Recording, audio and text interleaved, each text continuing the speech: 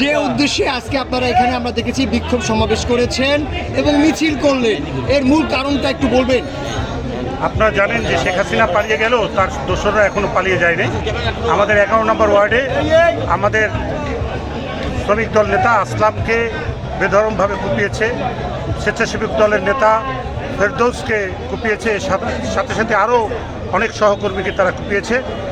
এর প্রতিবাদে এবং আমরা জানি যে বিভিন্ন শিল্পাঞ্চলে বিভিন্ন মিল কারখানার মধ্যে আমরা লক্ষ্য করতেছি যে আওয়ামী লীগের সন্ত্রাসীরা একটা অস্থিরতা, একটা বিশৃঙ্খলতা তৈরি করছে। আমরা মূলত এই প্রতিবাদে এবং সন্ত্রাসীদের গ্রেপ্তারের দাবিতে আমরা আজকে এখানে বিক্ষোভ সমাবেশ এবং মিছিল করেছি। শুনেছি বিভিন্ন জায়গায় যে দখল এবং চাঁদাবাজির যে ঘটনা ঘটছে, সেখানে আপনাদের অবস্থানটা কি থাকবে যদি একটু বলতেন? আমরা আমাদের নেতা তারেক রহমানের নির্দেশে কোথাও কোনো প্রকারের দখলদারি বা কোনো প্রকারের বিশৃঙ্খলা আমরা করব না। আমরা কোথাও জাতীয়তাবাদী শ্রমিক দল বরিশালের কোনো অংশে কোনো দখলদারিত্ব করতেছে না। আমরা এটা ঘোষণাও দিয়েছি, যদি আমাদের নাম বলে কেউ যদি কোনো দখলদারি করতে যায় তাকে ধরে আইন শৃঙ্খলা বাহিনী হাতে দেবেন। এবং আপনারা জানেন যে বাসের বর্তমানে রূপান্তরী নতুল্লাবাদ বাস টার্মিনালের খবর আপনারা জানেন যে একজন নিজে 17 বছর তিনি কোনো মালিক ছিলেন না, 17 বছর তিনি কী বলার নাম বাস স্ট্যান্ডে আসেন নাই, আন্দোলন সংগ্রামের মধ্যে ছিলেন না, তিনি এখন বাস স্ট্যান্ড থেকে সুবিধা নিচ্ছেন।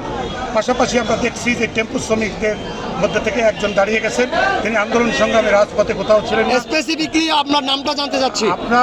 আপনারা জানেন, এই নামটা আমাদের কাছ থেকে না শুনে আপনারা জানেন যে কারা এটা করতেছে, কারা এই পেশি শক্তি ব্যবহার করতেছে, কার মদতে কারা এই জিনিসটা করতেছে, আপনারা সবাই জানেন। অভিযোগটা আপনারা করছেন, আমরা একটু স্পষ্ট হতে চাই।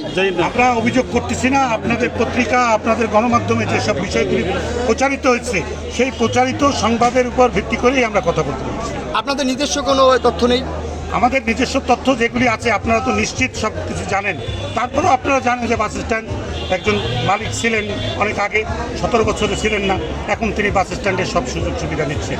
আবার দেখতেছি টেম্পো স্ট্যান্ডে করোনাকালীন সময় হোক, কোনো আন্দোলন সংগ্রাম কোনো কিছুর মধ্যে ছিলেন না, তারা এখন মালিক শ্রমিকের নেতা হচ্ছেন।